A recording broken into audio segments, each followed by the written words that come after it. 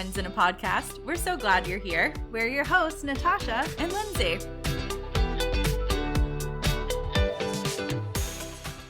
Well, hello there, my friend. Hello. Happy How's it going? day. It's good. What How did you say? Happy what? day? Happy day. I heard B day and I was like, it is not my B day. No, but it's closer to mine than it is to yours. So It there's is that. closer to yours. Yes. A little That's over for a another month to go for you. little over a month. That's fine. It's okay because I know that it's happening, but I'm also not necessarily ready to be 35. So I just didn't think that 35 would be like this. I mean, when I was Fair. a kid, 35, like everybody like owned homes and they looked like they knew what they were doing. And Yeah. I don't feel like I know what I'm doing. Yeah. I'm pushing 40 next year. Well, I will be 40 next year. So I'm pushing 40 now and I feel the same way. Like, oh, I live in an apartment.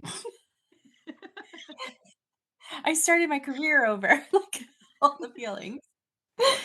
I mean, nobody prepared you for that, and that's not nice. No. There should have been Very some warning nice. signs or like, Yeah. hey, just by the way, you might pivot your entire life by the time you're 40. You never know. Okay, cool. Cool. That would have been good to know. Because also we did that 3 years ago. Like we Yeah. uprooted our entire family and Mhm. we had been in the same city. Well, my husband was there his whole life. I was there for 10 years. So I get it. There's a lot of Yeah. feels to go with that. Anyway, that kind of goes along with what we're talking about today a little bit. Um, so I wanted to ask you, what is the first feeling that comes to mind when you hear the word grief? Ugh. I think like a weight on your chest. Like Hmm, it just feels super heavy. yeah, that's a good one. I don't know that you can really top that. That's pretty accurate. Do you mind sharing a memory of someone that you lost that still makes you smile? Oh boy. You I don't sure have can. to. um I have been thinking about this person a lot because her birthday is coming up in October. And that's my grandmother, my Nana. She passed away in 2014 and she was like my best friend, confidant, all the things. And I just get teary eyed even thinking about her. And so with her birthday coming up soon ish, it really, I don't know, there's, every memory, even this morning when I was getting ready for work, she crossed my mind. And those are like the sweet moments that grief hits you because you know that the person's there. Yeah. I lost my grandfather when well, we just passed the 12-year anniversary of his passing. Um Mhm. and it was a few years ago, but I remember hearing I was like out shopping or something and I remember hearing this gentleman talking and he sounded just like my grandfather. And I like stopped right where I was and just kind of listened because I forgot how much I missed his voice. And Mhm. I texted my sisters immediately and I was like, "You guys, I just heard Grampy." Um, but I have so many great memories with my grandfather that I am so grateful for. He used to give us a hard time all the time, like my sisters and I. And one of our favorite memories to talk to with each other is he he was a bald man. Okay, so I would always like pat him on the head, like, "Hey, Gramp, how you doing?" Uh, and but he would always like try to give us these jokes, and most of the time they were like your typical dad jokes. But he didn't know many of them. But the one that he did know that he would tell us, he told us one time that like we all, my sisters and I, just loved it. So it became like a running joke in our family. So I'm gonna have you do it with me because it's hilarious. Put your Okay. finger to your forehead. Now, what's the abbreviation for mountain? MTN. MT. Oh, MT. MT. Get it? MT. That's a good one. So that's our running joke. and so many others, but they'll always remember that with my grandfather, and he MT, was that's a good hilarious. one. I love it. I love that. Me too. Mm. So, My speak oh, oh, go go ahead. ahead. My Nana, I think my takeaway from her was just that she loved people, and so, like, I don't have, like, a funny story about her. I mean, probably, but it's not appropriate. Um, she just got really angry at us when she was in hospice, and, we were watching her eat soup, and my Nana was super loved Jesus, and I never really heard her say swear words except for this one time when she was eating her soup and we were staring at her and she just said, if you guys don't stop staring at me, I'm not going to eat my soup. But there was a word in there that she said. And I just think she was that passionate about us not watching her eat her soup. So, but that's one of my last memories of her because she passed away the following week. But it was one of my favorite memories because it was just her sass and pizzazz coming out. And I Yeah. loved seeing it in Oh, her.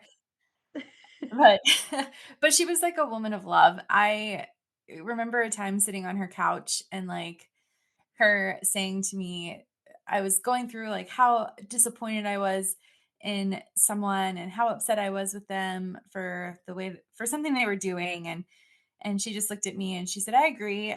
I think that what they're doing is wrong and it's hurtful towards you, towards the family." Like, and she was just kind of agreeing with me and validating my feelings in the moment. But then at the very end of the conversation, she said, "But if that person knocked on my door today, knowing all the hurt that they've caused, knowing all the pain that they've caused us, I would still give them a place to sleep because that's what Jesus would do."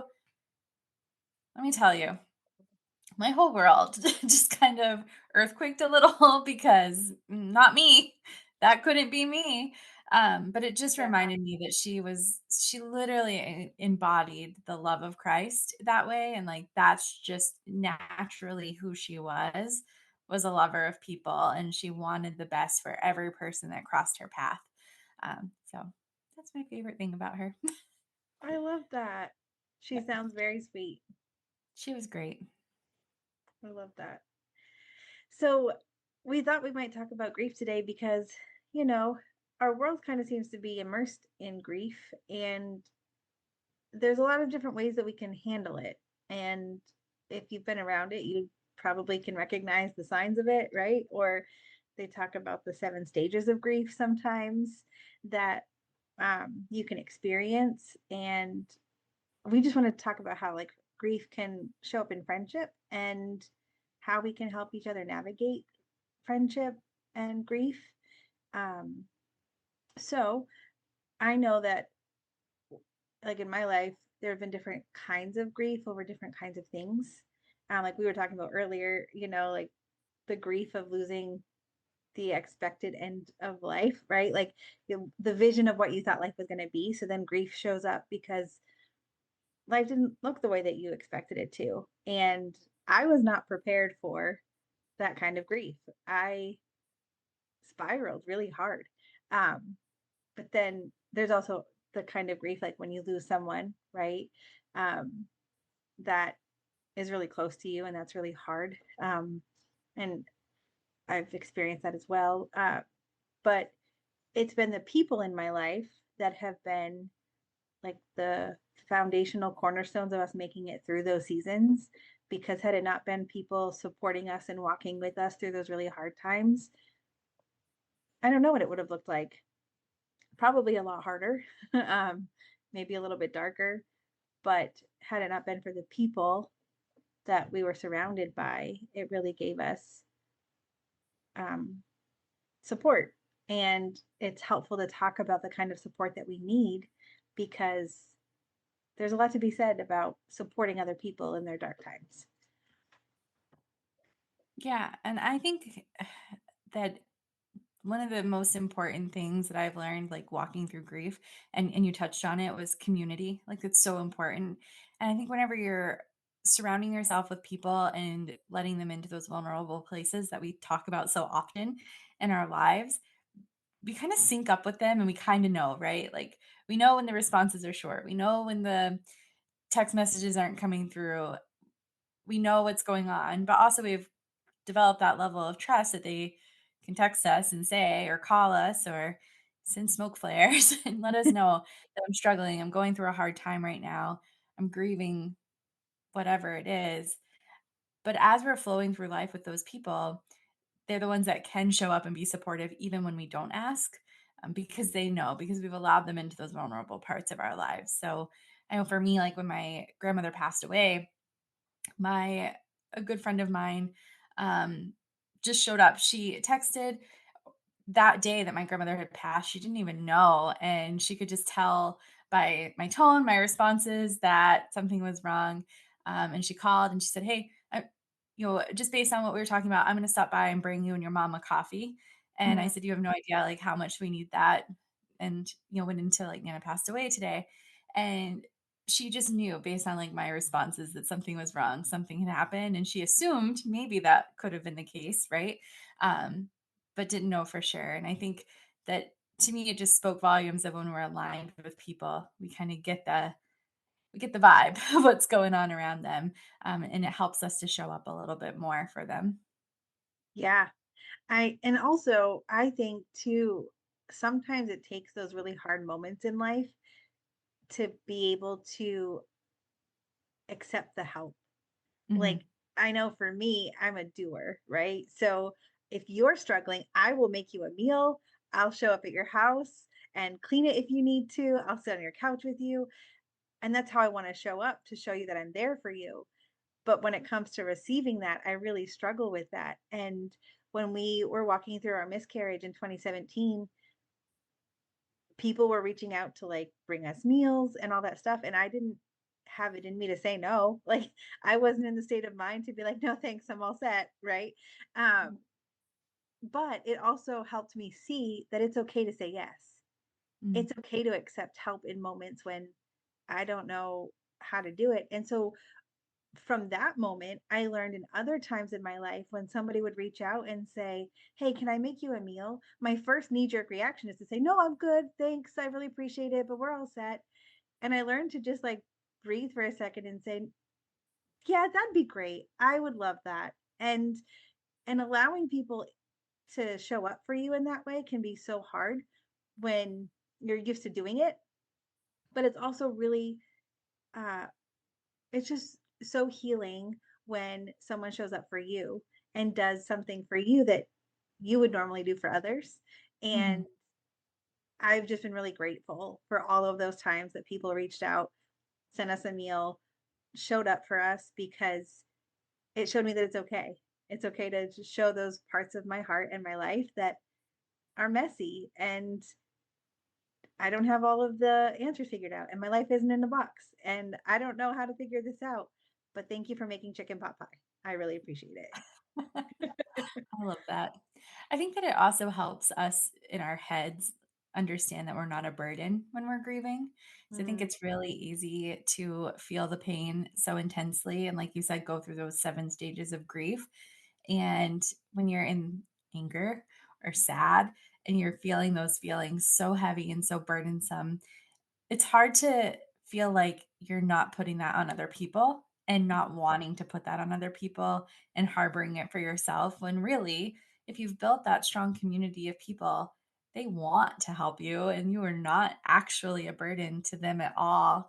And just even for me, having somebody sit with you physically, like I didn't realize how much that would mean to me until it happened, right? Like my childhood best friend sitting with me at my Nana's funeral and holding my hand through the whole thing. And after the little little reception for our family after, um it was on my birthday, so that was a whole nother piece of the puzzle, burying her on that day. But she just like whisked me away into like coffee ice cream date after, to hang out and get me away from the crowd and just sit with me. And I think we sat in silence the whole time that we were eating our ice cream, but it was so restorative to my soul, right? Like I didn't have to say, "This is a really hard day for me. I'm right. sad." Yeah. Right? She just knew and she just showed up. I didn't ask her to come. She just arrived and she was there. And I think just having those people who are just physically present, you don't even have to say the words, they're just there, can be so healing. But again, it goes back to you have to build that Mhm. community and you have to be willing to be vulnerable even when you feel burdensome because you're not. Yeah. That's the biggest lie that we believe, that we're too much. We're too Mhm. much. We give too much. We are overbearing. We've got so much going on, and that's the biggest lie that we believe that prevents us from having community, because when we believe the lie that we're too much, that's when the walls go up, and that's when we only show parts of ourselves, or we hold back because we're afraid that if we show all of us, then Mm. people will walk away, or they'll judge us, or what, there's a lot of things you could fill that in with, because everybody has their thing. um but if there was a way we could work through that lie that we're too much, whether it's in grief or just in life, like, being too much in life is a really big thing. And if you look at our world today, as a woman, right, like, we're expected to have a job and have a family and raise the children, but don't stay at home, but also stay at home.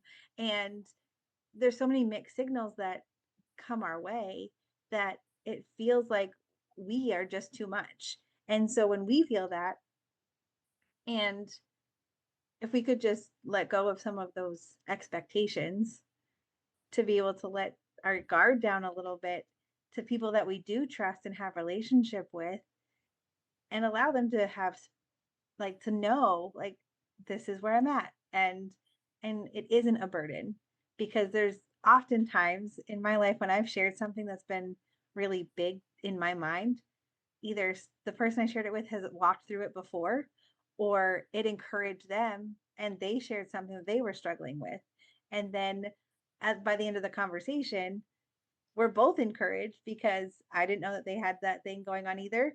And now we both know that, wow, we both struggle with the same thing, or we've walked through this thing before. And that can be really helpful.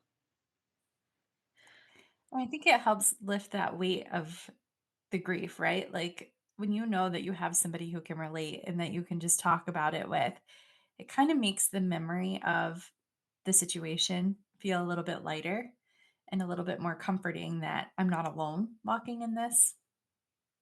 Yeah. And like you said before too, there really is a lot to be said about just being with somebody, Mm, showing up. And maybe that's just where we start, and just show up, because we don't always have to come in with the band, right? right. And make it a big production. And maybe your thing isn't to make a meal. That's okay, but you can show up with a coffee, right? And just being there for the people that matter to you, because those are the moments that really matter. Like, I know in my life, 2020 was a rough one for all of us, but my father-in-law passed away very suddenly on the job. And so that sent us into a tailspin of funeral arrangements, and my in-laws coming in from out of town, and it was just a whirlwind. And naturally, my husband was having a really hard time. It was his dad, and um, I know that everybody handled it different, but I can definitely tell you who showed up during that time, because it meant a lot to us. And we were very moved by the people that surrounded us during that time. And those are the things that people remember the most. And so showing up has a lot of power in someone who's walking through grief. Absolutely. I think another thing that I've learned through the years with grief is that it's okay if it's extended, right? Hmm. Like there's no time frame of when that grief is going to leave you, whether it's an anniversary date of something or a whiff of somebody's smell or a voice that you hear in the store or a song on the radio. Like there really is no timeline for what that weight feels like and being okay with that when you're grieving something or feeling thrown out of left field, right? Like, oh, I haven't thought about that in 3 years. And wow, that kind of hit the heart. Um, there are those moments, and that's okay too. I used to get mad at myself when I would feel those moments. So like, this is ridiculous. It's been 10 years. Like, get over it. But no, like it's been 10 years and you love that person, or that moment really impacted your life a lot. And it's okay to have feelings beyond the day it happened. It can be 10 years, 15, 20. There's no timeline for what that looks like. No, absolutely. There doesn't have to be a timeline, and it's not even necessarily a linear line either, Right. right? Like that's not how grief works. It's Yeah. much more of like a spiral maybe, a spiral that Mhm. kind of ebbs Yeah. and flows and turns into waves and then It's like a kind of roller coaster. yes, it's much more Yeah. like that than it is Yeah. a linear line of point A to point B because Right. that's not how grief works at all. No, not at all. I think the other thing that comes to mind is just therapy, right? Like after my grandmother died, that was a very traumatic time in my life and a very grief stricken time in my life. And, one of the first things that I sought out, I had moved back to New England and I went to a therapist for a year after she passed away. Just working out a lot of different things because I was living with her and, I watched the progression of it from her decline and things like that, and just had a lot of sadness built up and a lot of like, could I have done anything better or different? My grandmother was 90 when she passed away. She lived an amazing life, right? And Yeah. so like just being able to be there with her for the last 8 months of her life was amazing and incredible. But yet I still felt like, "Oh, maybe I could have done more, or been more present, or all the feelings that you have. And I remember my therapist being like, "That's grief and that's okay." Like, it's Mhm. not, you don't have to feel guilty for what you did or didn't do during her life and how many times you called her on your time off or whatever, like all of Yeah. those things. And um so I remember processing that and thinking during that time, like, I don't know how I could have gotten by without my therapist that I had at the time, Mm. because I could hear it from my friends, and goodness, I did. Like, everyone was there and they were walking me through, and the time frame of everything that went on during that time. I had lost my job that I was working at, and it just was a very hard stretch of time for me. Um, but having somebody who was unbiased, who didn't know me at all, to look me in the eye and say, it's okay to feel the way you're feeling, was just so therapeutic, for lack of a better word. But it just felt so validating to know, like, okay, this person isn't just saying this because they love me, because my friends love me, my family loves me. They're going to say that to me because they love me. But this person doesn't know me. They don't have to say this to me.